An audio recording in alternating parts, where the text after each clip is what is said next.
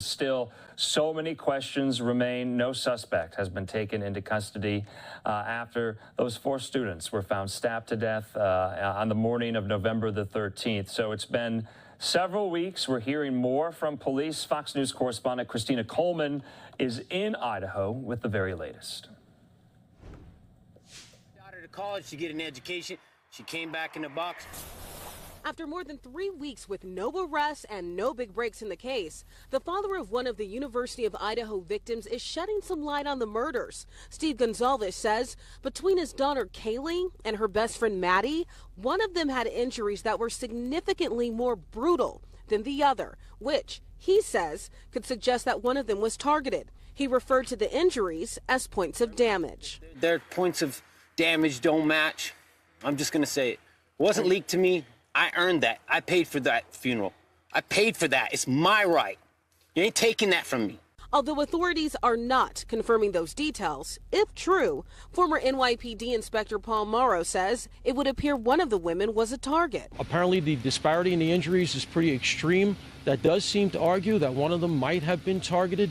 But, you know, again, there are counter theories that could go against that. Also, police have ruled out a number of people since the attack, but with no arrests made, Kaylee's mother is questioning their timing. Every day you just wake up and think today's the day. We're going to hear something, and you see these, oh, there's a break in the case, and it'll just be something stupid. Despite mounting frustration, Idaho State Police maintain they're making progress in this investigation as they continue to process evidence. It's a broad spectrum of things that we're looking at, that we're putting back together to build a big picture. And once we have that picture, we really think that we'll be moving forward rapidly on this case. At this point, police are processing more than 6,000 phone, email, and digital media tips as part of this ongoing investigation. Reporting in Moscow, Christina Coleman, Fox News. Christina, thanks so much. Okay, we want to put up on the screen now for you statements put out by the Moscow police just today. We're going to put up this first one, and I'm going to read it. It goes on to say that there have been statements and speculation about this case, victim injuries, cause of death, evidence collection and processing, and investigative techniques. With the active criminal investigation, law enforcement has not released additional facts to the family or the public. We recognize the frustration this causes, and that speculation proliferates in the absence of facts. However, we firmly believe speculation and unvetted information is a disservice to the victims, their families, and our community. The Moscow Police Department is committed to providing information whenever possible, but not at the expense of compromising the investigation and the prosecution. So it almost reads like they are responding directly to the father, Mr. Goncalves there, who told Fox News that he had information that suggested that the injuries that his daughter sustained were more serious, more harmful, more targeted than the other victims. We also have other statements in that we want to put up as well, in addition to what the police are also saying. Let's put this up right now. Okay. I'm going to read it. Investigators have identified an incident involving Kaylee at a local business, which may have been the stalker reference she made to friends and family. In mid-October, 2 males were seen inside a local business. They parted ways, and one male appeared to follow Kaylee inside the business as she exited to walk toward her car. The male turned away, and it did not appear he made any contact with her. Detectives contacted both males and learned the two were attempting to meet women at the business. This was corroborated through additional investigation. Based on available information, detectives believe this was an isolated incident and not an ongoing pattern of stalking.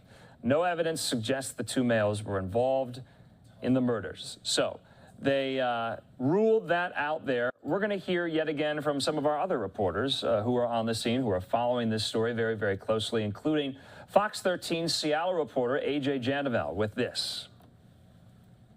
Police say in mid-October, a man appeared to be following 21-year-old Kaylee Goncalves inside of a local business and then followed her out of the business as she walked toward her car. During this situation, police say the man turned away and did not appear to actually interact with Goncalves. Investigators report they spoke to that man, as well as another man he was with that night at the local business. Detectives saying these 2 men were at the business trying to meet women. They also say no evidence links the two men to the murders. The local business was not named by investigators.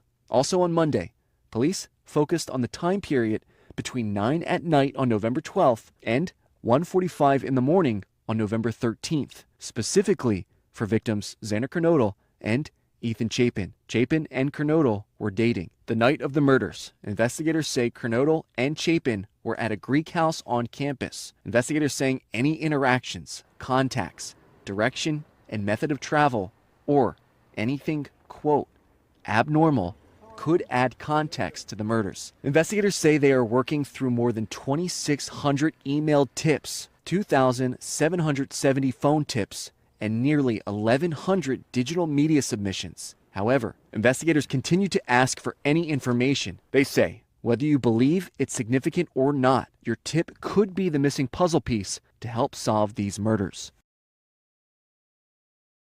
Okay, AJ, thanks so much for that report. This is a story we have to stay on top of. Of course, just last week we showed you those images live of the vigils on some of the satellite campuses and the main campus of the University of Idaho system, as the communities there are still just in shock, demanding answers, and Moscow police really, I don't want to say withholding, but they're keeping their cards very, very close to their chest. No doubt this investigation goes forward, but information remains very, very limited. You heard from the father there of Kaylee Goncalves, who is just distraught, angry over the lack of information, and the hope that these parents who lost loved ones have that the next day and the next day that they wake up, there might be a break in the case.